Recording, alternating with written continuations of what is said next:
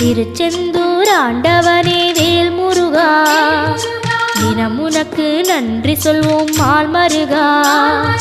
திருவடியில் தவம் இருப்போம் திருமுருகா, தீப்பெழுது நலமெனவே வடிவழகா.